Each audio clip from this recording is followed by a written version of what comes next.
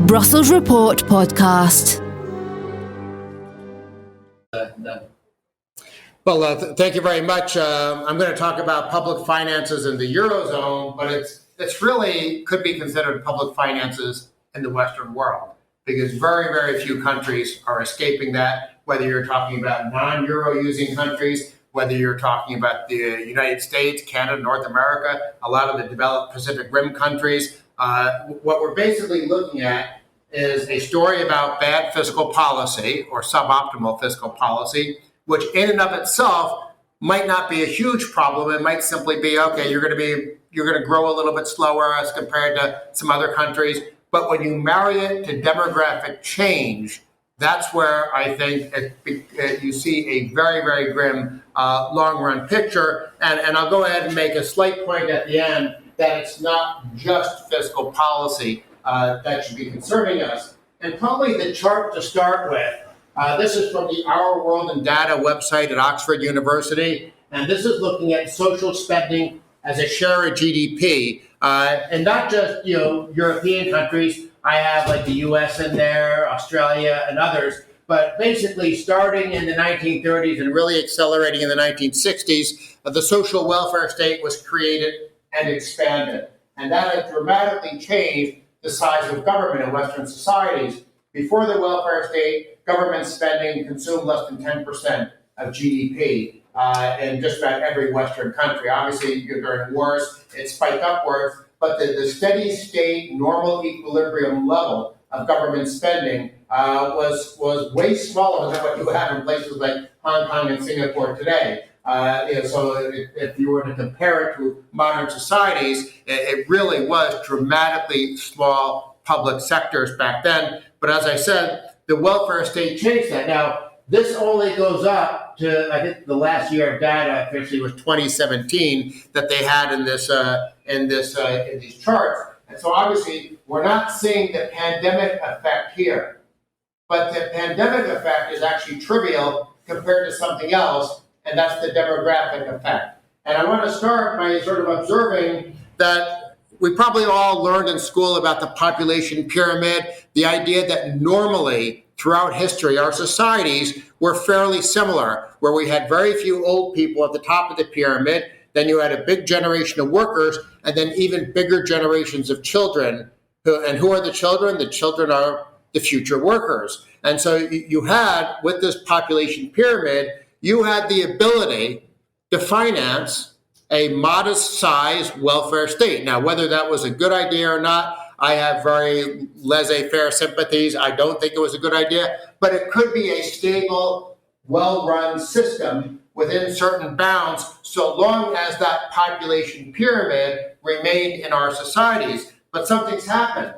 The population pyramid is disappearing. This is from the European Union's aging report. And you can see the darker bars are, male and female on the different sides. The darker bars are where things will be in 2070. The lighter bars are where things were in 2019. And you can see that there is no population pyramid. There's a population cylinder.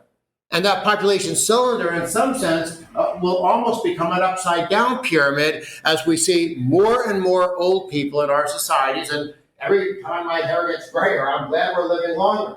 But a lot of us are living longer. And you combine that with the fact that over time we're having fewer and fewer children, that population pyramid has disappeared, and that has enormous implications for public finances. Because what are tax and transfer welfare states? Tax and transfer welfare states on net take money from younger people, i.e. working age people, and they give benefits to older people. And when you have fewer and fewer of the younger people who are working and more of the older people, something has to give. So this chart right here is the EU population by age group and gender. Let's look at a couple of other tables here.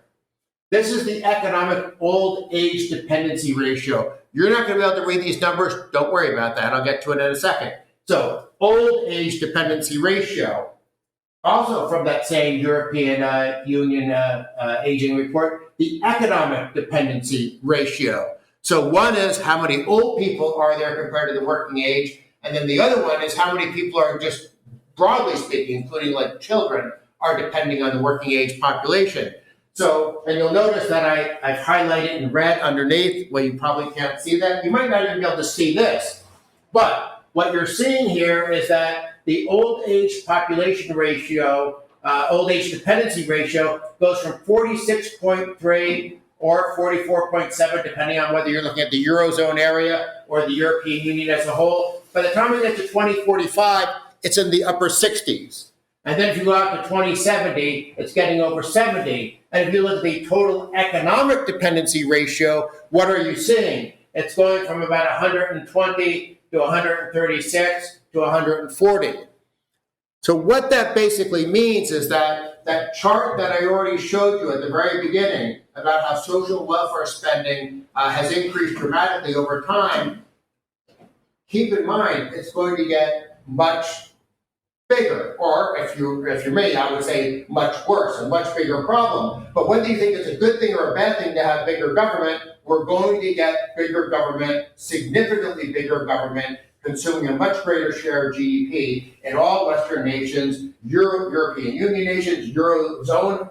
It doesn't matter how you slice it, how you define it. Very few countries are escaping this. And when I say very few countries, I'm including the United States, because here's our population pyramid, and you can see it through time. Yeah, it's a pyramid, but all of a sudden now at the lower levels it's expanding, and now we're looking at future projections. You can see we have the very same problem that you have in Europe, just maybe delayed by 10 or 20 years because our demographics have held up a little bit better. Now, I'm showing all this demographic data because let's now consider who might be vulnerable to a fiscal crisis. And by the way, it's important to define what a fiscal crisis is, because there are several types of fiscal crisis. The most obvious one is what Greece suffered from about 12 years ago, and what perhaps Italy might be on the verge of suffering from. That's when you have the so-called bond vigilantes, international investors. They simply decide, I'm not sure we should buy any more of that government's bonds. We don't trust that they can pay the money back. And so all of a sudden, there's just a flight away from those government bonds. Interest rates spike up dramatically. The government is really no longer able to finance government spending by going to credit markets. Now, of course, we're in a situation right now where the European Central Bank has sort of made that a difficult thing to calculate, because we don't know to what extent some countries are now being propped up by ECB bond purchases. And if that disappeared, or if it begins to get phased out, which in theory that is happening, it will be very interesting to see what happens then to countries that have been dependent on the European Central Bank to buy their debt. But this shows where government debt was as a share of GDP before the pandemic. Just to give you an idea, we're going to sort of then look post-pandemic. But again, the pandemic is going to be trivial. Yes, it's a big bump, but it's going to be a trivial bump compared to the demographic change. So you can see that some countries like Switzerland and Australia are in very good shape. Then you have France, Portugal, Italy, Greece, and Japan way on the other end with significant amounts of government debt. And then, again, pre-pandemic, but just since the last time we had the financial crisis, look at what's happened to government debt in various countries just over that 12-year period. Again, mostly not counting the pandemic. You see that some countries shot up dramatically. I don't think a single country Switzerland's government debt went down, and Norway's government. It helps to have a lot of oil that you're sitting on. But you can see that government debt, there was no retrenchment. There was no sort of paying down debt. There was no putting your fiscal house in order after the financial crisis. Governments continued to borrow and borrow. And then, of course, what happened is we got the pandemic. This is another way of looking at this data. And we see countries where government debt increased significantly in red. And then you see countries, Germany and Switzerland, were between at least 2009 and 2018, so definitely pre-pandemic. You can see who was sort of putting their house in order and who wasn't. And the countries that really did a bad job were Portugal, Greece, the UK, Spain, and Australia, although to be fair to the Aussies, their government debt started low, 20% of GDP, and it got up to 42% of GDP, which most European countries, or for that matter, the US, would be delighted to have government debt of 42% of GDP. So yes, you should look at where you're starting in addition to the rate of change to get a sense of whether or not a country has some fiscal issues. Now let's get up to the present and focus on Portugal, Italy, Greece, and Spain. And here we do see the impact of the pandemic, government debt spiking upwards, and then as a lot of that pandemic-related spending wound down, then fortunately, and economies reopened, you get a slight downward dip. But look at where they were post-2008 crisis. Again, there was a period where their government debt was either flat or even coming down a tiny bit, but there really wasn't any effort to seriously reduce the burden of government debt. The government spending continued, and now these countries are in a much more vulnerable position than they were 12 years ago. I mean, let's put these things in context. Greece blew up when government debt was about 113% of GDP. Well, now Greece is 200, but all these other countries are well over that level. For Portugal and Spain, it's about 140% of GDP, and for Italy, they're over 170% of GDP. This is OECD data, by the way. So the question is, we're now in a situation where all it takes is a significant recession, because what happens in a recession? Your GDP goes down. What does that mean? Well, that ratio of government debt as a share of GDP, if something is happening to the denominator, that's going to affect the ultimate calculation. So government debt is going to skyrocket, and if you start having these very negative scenarios where there might be an energy crisis on top of it, it's just not a pretty picture. And then you do wonder, when do those bond vigilantes strike? What will happen? What will trigger something? Will a government, we saw sort of a mini version of that over the last month or so in the United Kingdom. Now, the trust was giving away energy subsidies, we would cut taxes, and then all of a sudden the bond market got rattled in the UK. Fairly or not, that's a symptom, that's a signal of what I think might be happening in other countries in the near future. So the question is, not just what's going to happen, but what could happen? What will be the responses of lawmakers? What might they do? Of course, oftentimes in Europe, unfortunately, and of course in Washington as well, a lot of people say, well, let's just raise taxes. Very simplistic answer. But the question is, what's the real world evidence on the effect when countries raise taxes? Are there negative growth effects? What about the whole public choice school of economics, which analyzes the behavior of politicians and bureaucracies, sort of applies economic analysis to their incentives? What about out-migration? And this, of course, gets into what Andreas was talking about with tax competition. A lot of politicians around the world say, well, if we all agree to raise taxes at the same time, and not only that, but we target and punish low-tax jurisdictions, then we don't have to worry, because then our taxpayers won't have any incentive to escape someplace. Now, as a matter of public policy, creating some sort of cartel for the whole purpose of fleecing taxpayers, I think, is a very, very bad idea. It's also based on some economically very, very dubious and screwy assumptions that, not to get all boring, but proponents of tax harmonization, they have this theory called capital export neutrality that actually is based on the notion that if all countries have the same tax rate, there won't be any negative effect, because they assume that taxpayers will work just as much, save just as much, invest just as much. You get the same level of entrepreneurship, whether the tax rates are down here or up here. They just want the tax rates the same everywhere, because then they think, well, if people can't do tax planning, then they're just going to be sort of, like sheep awaiting slaughter, and governments can take more and more money from them. But in reality, the academic evidence is overwhelming that taxpayers do respond to incentives. So yes, it might be possible, if the Biden administration and the European governments and the OECD that are such active proponents of this global minimum tax, they might at the end of the day succeed. But they're only going to succeed in imposing it on the world. They're not going to succeed in generating more revenue. And I want to actually give an example of how higher tax burdens don't have a good effect. Here's a chart showing the tax burden as a share of GDP in the late 1960s and then the 5 years from 2010 to 2014. So actually, I need to update this one. I did this about 5 years ago.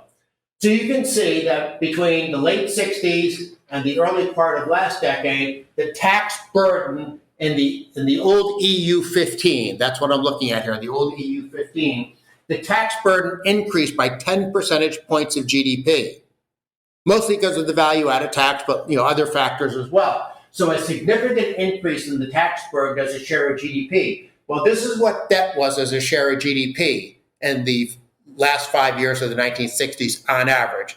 So in theory, if you listen to the politicians who are raising taxes, they were saying we need to get our public finances under control, we need to reduce deficits, we need to reduce our national debt, we need to sort of put our house in order. So what do you think happened? They did this giant tax increase. They definitely did that part of what they said. Did this huge tax increase in the tax burden in EU 15 countries? Did that actually lead to lower levels of public debt? Well, the answer is, of course not. Public debt skyrocketed. And again, all of this is way, way before the pandemic. So the bottom line is every single penny of additional revenue that the different governments collected wound up increasing government spending and then some. So in some sense, they actually turbocharged the growth of government spending. And I think the same thing unambiguously will happen if Europe harmonizes taxes, uses that as a pretense to increase tax rates further. Now, by the way, why are they so interested in doing this? Because we did have a very virtuous period of tax competition. Between 1980 and about 10 years ago, the average top personal tax rate in the Western world dropped from the upper 60s down to about 40, and the average corporate tax rate dropped from 48% down to the lower 20s. So tax competition worked in the sense that politicians faced a lot of pressure to lower tax rates. And by the way, taxes, revenues as a share of GDP from income and profits taxes are actually higher today at those much lower rates. So there was a Laffer curve effect. But the point is, the politicians want even more revenue. Why? They're politicians, but especially because of those demographic changes that we're looking at, and the fear, I think, unquestionably, that you get in different treasury departments and finance ministries, not just in Europe, but around the world. They see these demographic changes coming. It's not like this is a mystery. You talk to any finance ministry or treasury department economist anywhere in the world, and they're going to say, yes, we have a major problem coming up. Now, I want to make a point, and then begin to wrap up so we can do some Q&A. I want to make a point that this is not just an issue of fiscal policy. I'm a public finance economist. I love to bore people to tears talking about marginal tax rates and the different types of government spending and the growth or anti-growth effects that those policies might have. But I want to show something about Western Europe that I think is an underappreciated story. The Fraser Institute in Canada does the Economic Freedom of the World Index, where they rank jurisdictions around the world and who has the most economic liberty. And historically, Hong Kong's always been number one. That's, of course, very tenuous. Singapore's always been number two. Countries like New Zealand and Switzerland tend to be 3 and 4. But I want to show the 14 of the original EU 15. Let's take out the UK since it's not part of the European Union anymore. So the 14 traditional countries of Western Europe. In 2000, their average economic freedom score was 7.9 on this 1 to 10 scale. Very good. By 2010, they were down to 7.7, and now they're down to 7.55. Now, to some degree, that's because fiscal policy has worsened. But even a bigger reason is that all the other variables in the Economic Freedom of the World report also have gone down. So you're talking about trade policy, regulatory policy, monetary policy, and the quality of governance, things like rule of law and property rights and so on and so forth. So Western Europe is moving in the wrong direction, which makes their economies less dynamic, gives them less vitality, less entrepreneurship. At the same time, there's now all this pressure for higher tax burdens. So what does that mean? Does it mean it's utterly hopeless? No, I'm going to close on a semi-optimistic note. Not really too optimistic, because I'm going to start by saying that the Maastricht-style fiscal rules simply don't work. What are the Maastricht fiscal rules? It's basically almost a balanced budget rule, but instead of like a balanced budget requirement like we have in states in the U.S., which by the way don't work either, the Maastricht rules say, well, okay, just make sure your deficit isn't above 3% of GDP. Try to keep your debt under 60% of GDP, but those policies have not worked. Just like in the U.S., 49 out of 50 states have balanced budget requirements. It doesn't stop taxing and spending and borrowing in California, New Jersey, Illinois, states like that. Well, likewise, the Maastricht criteria have not stopped all those grim numbers that I was sharing earlier about government spending and government debt increasing in different European countries. What does work is to have some sort of spending cap. And I think the role model that Europe should follow is the so-called debt brake that they have in Switzerland. Germany has a version of it. Sweden now has a version of it. But I want to show you some data from Switzerland that I think is very powerful. Here are the 20-odd years before voters adopted the debt brake, because this came in via a referendum. Government spending was growing at an average rate of 4.5% a year. Here's 2003 to 2010. Government spending grew a little more than 2% a year. If you then go 2003 to 2019, government spending is actually growing less than 2% a year. Good fiscal policy, admittedly just my opinion on this, but I think there's lots of evidence, including from normally left-leaning international bureaucracies like the IMF, World Bank, OECD, etc. Good fiscal policy, I think, should be defined by having government grow slower than the private sector. Because what is your private sector? The private sector is your tax base. So if nominal GDP, let's just sort of ignore inflation for the moment. Nominal GDP in most countries is going to grow anywhere from like 3 to 6% a year. Some of it's inflation, some of it's real GDP growth, but nominal GDP, in other words, also your nominal tax base is going to grow 3 to 6% a year. If you have some sort of spending cap that says government should only grow, say, 2% a year, what's going to happen over time? Over time, your burden of government spending relative to the private economy is going to shrink. And since your tax base is continuing to grow at that 3 to 6% a year, if your government spending is growing 2% a year, eventually your deficit is going to begin to shrink. And then if your deficit is either disappearing or growing slower than your private economy, your government debt as a share of GDP is going to shrink. And remember, before I was showing that table that showed that only Switzerland and Germany in recent years have had their government debt as a share of GDP go down? I think that's because of debt brake policies such as a spending cap. So the bottom line is there's too much spending right now, and it's going to get a lot worse because of demographics. Normal policies that politicians usually reach for, like tax increases, I think will simply make a bad situation worse. But right here on the continent, with Switzerland, we have an example of something that is very successful. And specifically, I already mentioned international bureaucracies acknowledging that too much government spending hurts growth. International bureaucracies have done very extensive studies on different fiscal rules around the world. And the fiscal rule, overwhelmingly, in almost every study they've ever done, the fiscal rule that works is an expenditure limit, spending cap, whatever you want to call it. Spending caps work, balanced budget requirements don't work, Maastricht requirements don't work. You have to focus on the variable that is actually causing the problem, and that is government spending growing faster than the private economy's ability to finance it. And is this going to be a challenge? Well, yes, because politicians don't want to handcuff themselves. And it's going to be an even bigger challenge as we have the aging population putting even more upward pressure on government spending. But as far as I'm concerned, the alternative is to have Greek-style fiscal crises, which I think Italy is about to teach us a lesson, depending on how long the European Central Bank wants to prop them up. And so with that, why don't I go ahead and my blog was mentioned. That's where I write every day on these issues of public finance and international economics. But feel free to look at any of those sites. But other than that, I'll stop right here and be happy to take any questions on this exciting topic. Thank you, Dan. I thought it was a great talk, and of course, no surprise to see Switzerland as the shining example. So I'm happy to open up the floor for Q&A. So feel free to ask a question, and of course, also introduce yourself first, if you have a question.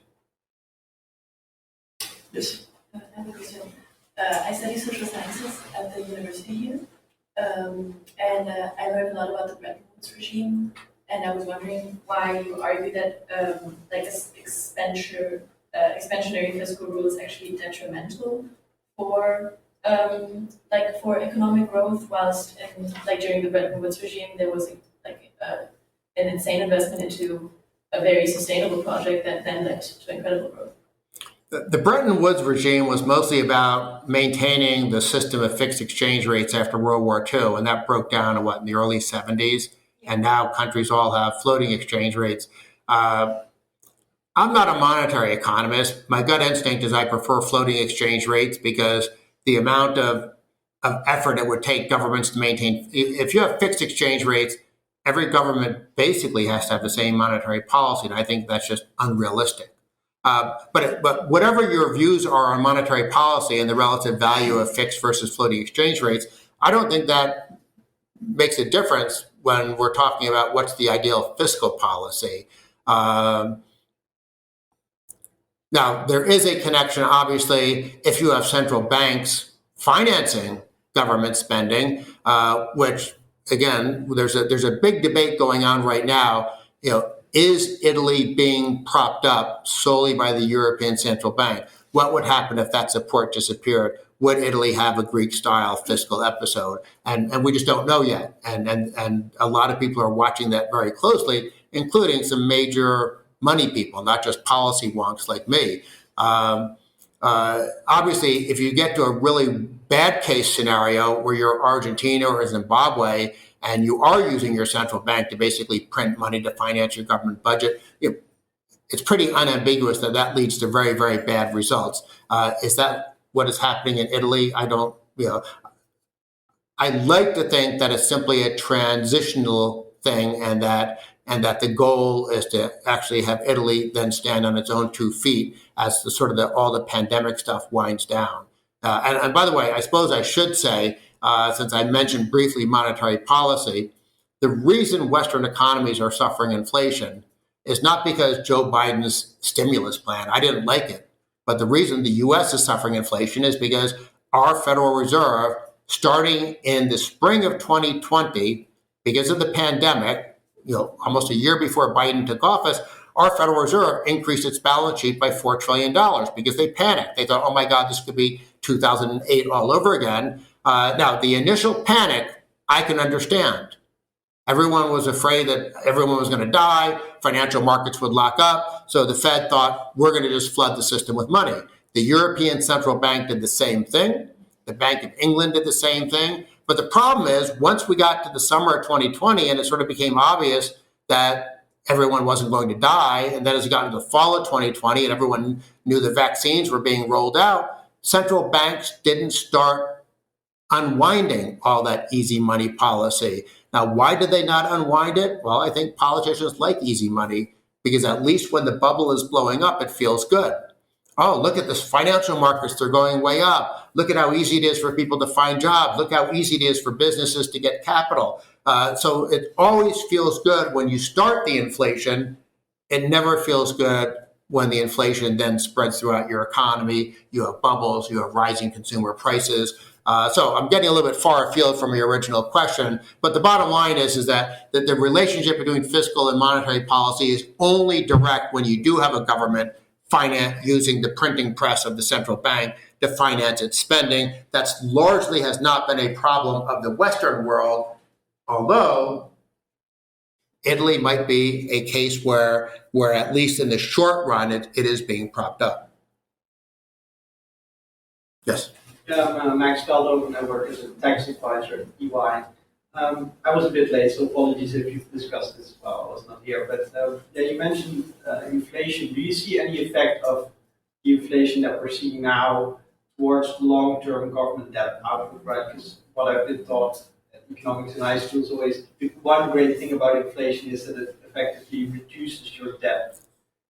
Do you see anything there? In the short run, if you have unanticipated inflation and investors have bought government bonds that are paying 2%, then all of a sudden inflation is 10%, yeah, the government sort of has a one-time taking of the value of the existing debt. And that's actually one of the reasons why, not the biggest reason by far, but after World War II, many Western countries had enormous government debt, sort of approaching the levels that we have today. And they never actually reduced those levels of debt, at least in many cases. But because they didn't have sort of year after year giant deficits, as the private economy was growing and debt stayed flat, as a share of GDP, those government debt burdens came down significantly. Part of that also was you had inflation. And especially in the 70s, when you had unanticipated inflation, you had governments getting an indirect windfall because they were screwing over bondholders. But here's the problem with that strategy. It works in the short run. But look at what's happened just over the last, 6 months even? Interest rates on government bonds are going up. And that's just an inflation premium finally sort of being built in. And how long will that process continue? Well, that depends. Investors are sitting there thinking, are central banks going to tighten and unwind some of that quantitative easing, balance sheet expansion, whatever you want to call it? To the extent that investors around the world think that central banks are going to continue to inflate, the interest rate, the inflation premium on government debt is going to shoot up, not to mention what I think is going to become an even bigger problem for some country, which is just the risk premium. I mean, I've always been baffled. I guess not really, but it always shocks me when, at least prior to the last couple of months, I would see interest rates on Italian debt and German debt, government debt we're talking about here, being so close. And I would think, why, who are these people in financial markets thinking that Italy's as good of a credit, has a good credit rating just like Germany? Well, I think they were actually making a relatively smart bet that, well, it doesn't really matter if we don't think Italy has a sound long-run governance. We think that it's going to be bailed out, protected, propped up, whatever you want to call it. Because, by the way, I've been talking about whether this European Central Bank is propping up Italy. Well, what happens if the IMF decides to swoop in or something like that? So if you're an investor and you're buying government bonds, well, maybe the fact that, so Italy's government debt only pays 1 percentage point more than Germany's government debt. Privately, we think it's a much worse credit risk, but we don't actually think we'll ever be exposed to it because somehow someone is going to bail us out if Italy gets in trouble. Yes. Fiore from EBA Maastricht. I want to come back to some of the points you made earlier because we actually revised the Maastricht rules 2011 with two elements which come into what you said. One is the 1/20th debt reduction rule.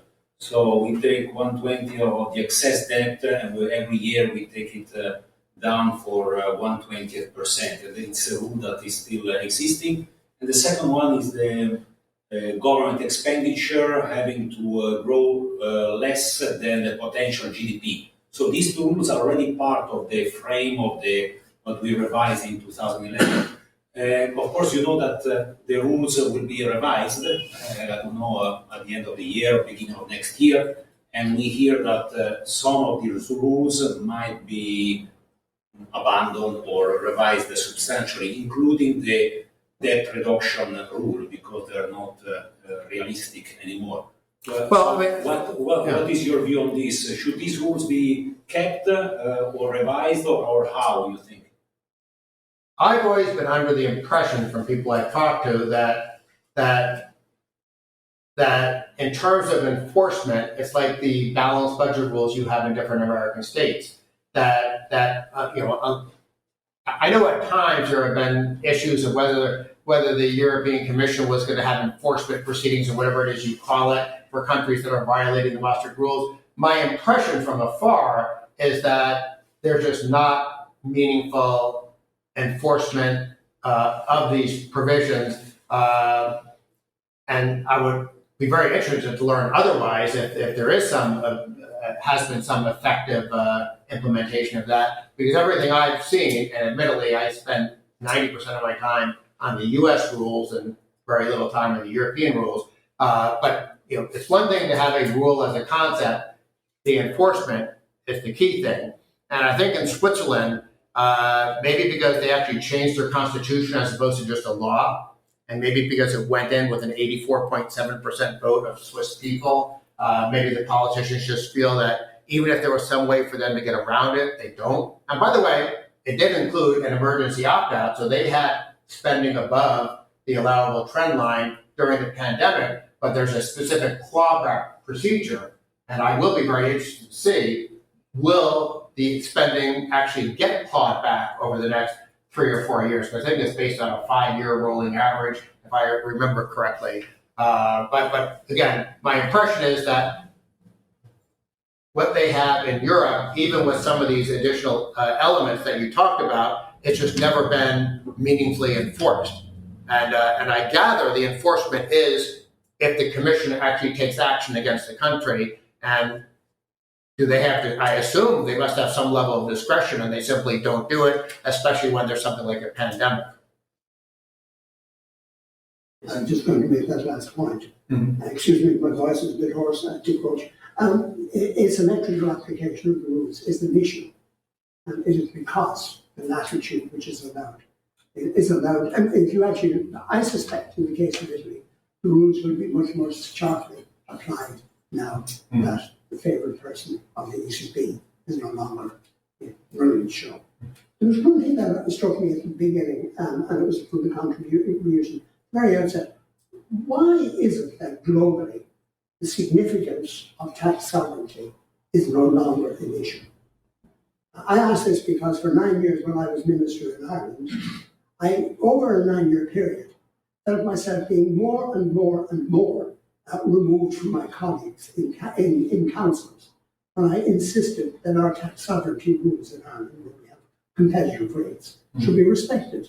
Simply asking for respect about something that is fundamental, for example, in the United States. Why is it that globally people have just lost sight of the significance of tax sovereignty, which after all is the link between people and governments? That's a great question. The whole reason I set up the Center for Freedom and Prosperity was because of the issue of tax competition and fiscal sovereignty. I set it up back in 2000. That's when the OECD had its anti-tax haven blacklist. And it was very obvious to me from the very beginning where this project was leading. They started out targeting very small tax havens because they could be bullied and threatened with financial protectionism. But you read their language, and I already mentioned earlier this theory of capital export neutrality. The OECD, the European Commission, and their anti-tax competition reports, they were very, very clear. This is the theory that we want international taxation to be based on. And if that's the theory that you want, and by the way, this is just the academic wrapping that they put around what's really driving them, which is that they want to make it easier to raise taxes. I mean, as I said, when personal and corporate tax rates fell dramatically after the Reagan and Thatcher tax cuts, and countries all around the world were slashing personal tax rates at the top, corporate income tax rates, it's not like anybody in France or Germany wanted to cut tax rates, but they did it too.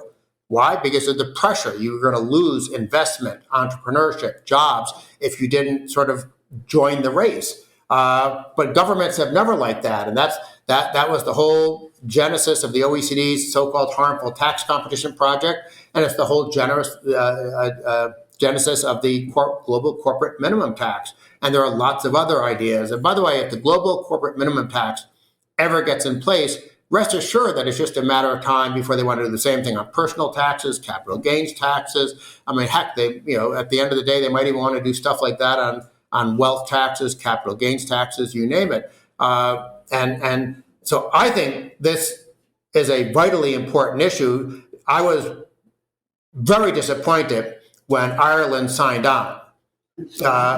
And because, my assumption was, and it's not like I had any insight or connection with any Irish lawmakers to confirm this, but my assumption was, so we agree to raise our corporate tax to 15% and sign on to these various other rules. But hey, at least we're going to screw over Cayman and Bermuda and places like that maybe were a competitor on that margin with Ireland. Or maybe the lawmakers there just felt like, okay, well, to be good Europeans, we have to do this. I think that actually plays a role where you just get told over and over again that this is just what good people do, whereas tax competition is something that rogue regimes do. I think that actually, I'm sorry not to hold the conversation, but that is precisely it. I famously told a French minister that if France, the country, decided to lower its tax rates to lower than Ireland, we would have the good manners to mind our own business, and suggested that the French minister should do the same. I never got a Christmas card from the French minister. I'll tell you the story. Well, I mean, I very much care about this issue. The OECD actually threatened to have me arrested at one of their global forums in Mexico City back in, I think it was 2008. So I've actually, I've walked the walk and talked the talk both.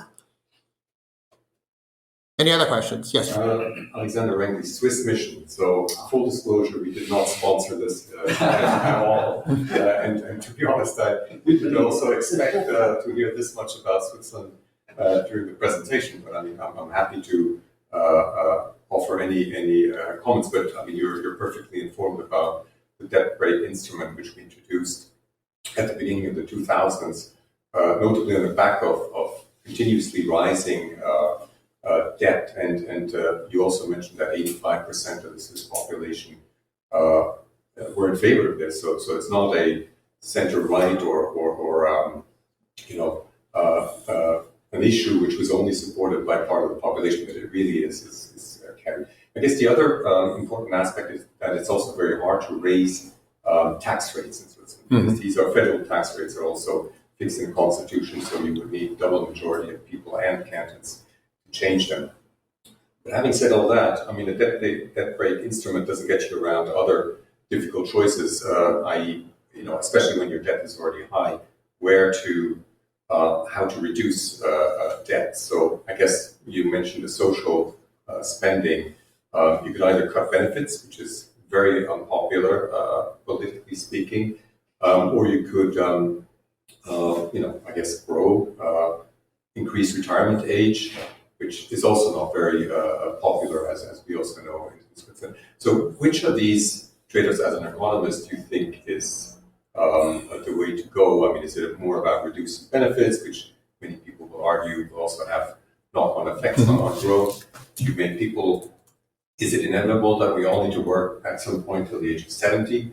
And maybe also your reflections on what this means for the Eurozone, where we have, obviously, as you alluded to, different debt levels, but more and more economic integration, which will, I guess, only get deeper in the future, and joint debt, which is probably also just a question of time until that becomes more of a regular.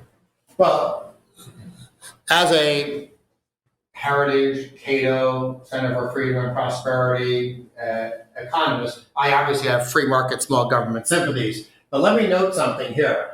If you notice the countries that have relatively small debt levels as a share of GDP, and if you notice the countries that, here's another chart, small levels of government debt as a share of GDP, they either have, as in the case of Australia,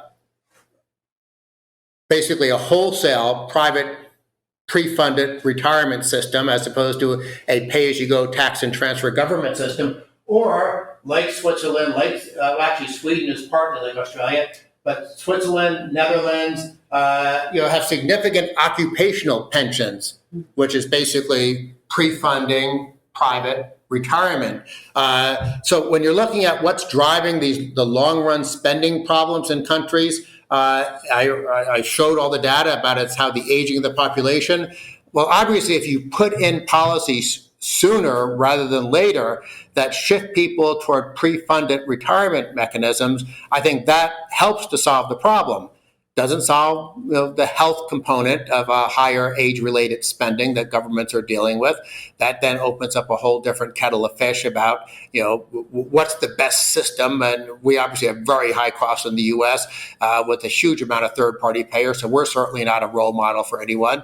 Actually, in some of the international comparisons, Switzerland comes off reasonably well about having a competitive healthcare system with costs reasonably low as a share of GDP. But all countries are facing, when you're talking about age-related spending or social welfare spending growing in the future, it's basically pensions for old people and it's healthcare for old people. That's going to be driving probably at least 2/3 of the projected increases in government spending in different countries. And by the way, do you think the clawback and the Swiss debt brake will work over the next couple of years? I think so. I mean, at least this is, we're hoping. I mean, the pandemic, of course, was absolutely unprecedented. But I mean, the instrument was designed that you can incur debt also or negative revenues over a certain time, but that over time you should then actually strive for balance. And I guess the instrument works in such a way that Parliament is not allowed to budget, regular deficits over time. What we've also learned since we introduced the system is that over time it actually has a bias towards, fiscal surpluses, because you balance the budget over time.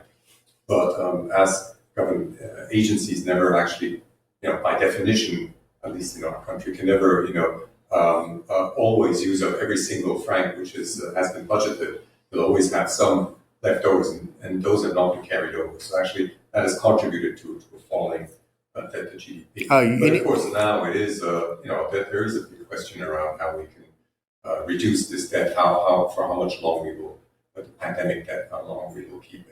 No, you need to send some of your bureaucrats to the U.S. because in the 12th month of the fiscal year, our bureaucrats are experts at making sure they use up every penny so it doesn't somehow affect their baseline for the next year. Since we have been talking about spending caps, there is one state in the U.S., Colorado, that has something called the TABOR, the Taxpayer Bill of Rights, and it's sort of a backdoor spending cap because what it is it says that governments cannot have revenue increase faster than population plus inflation.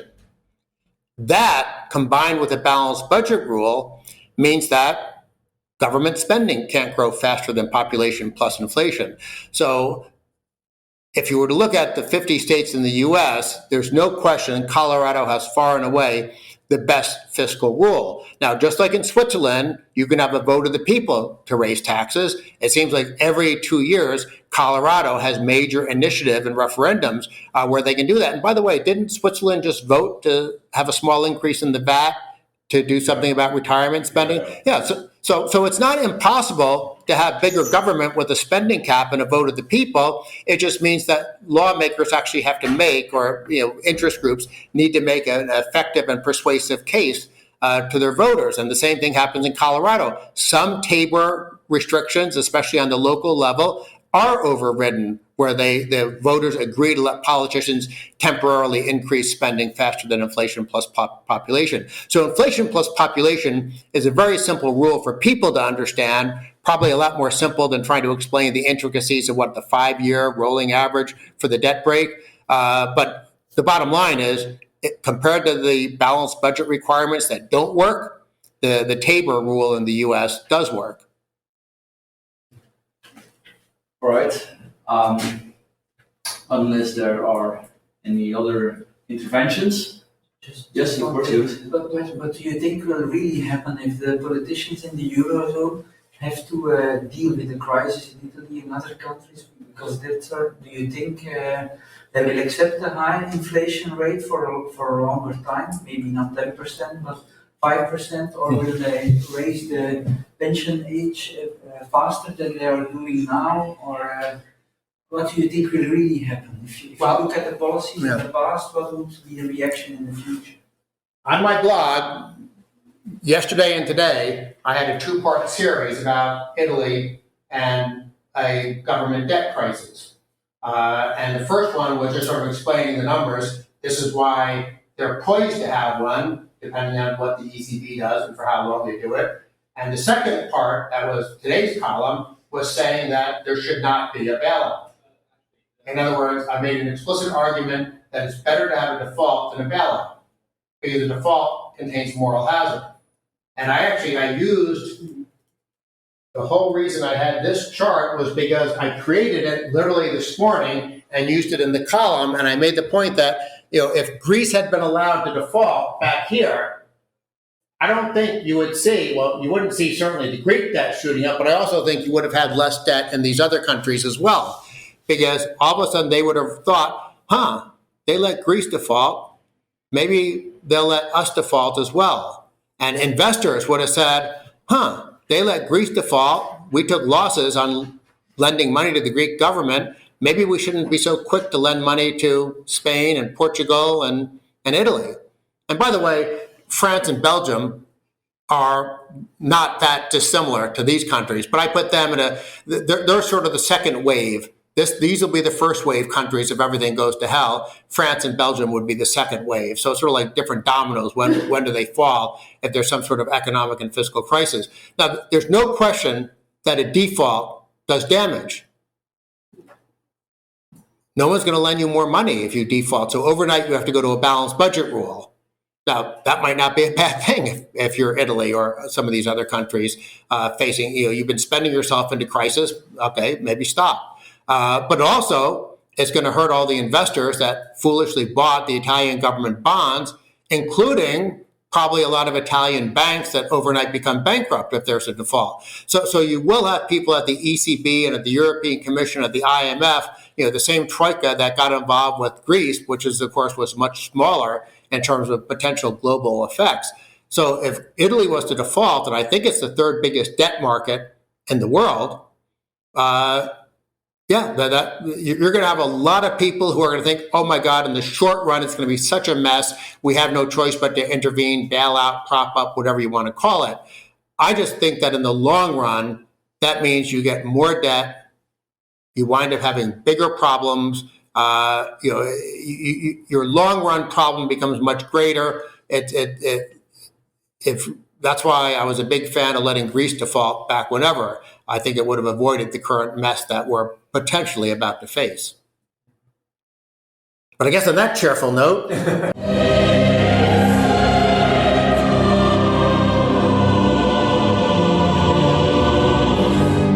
The Brussels Report Podcast.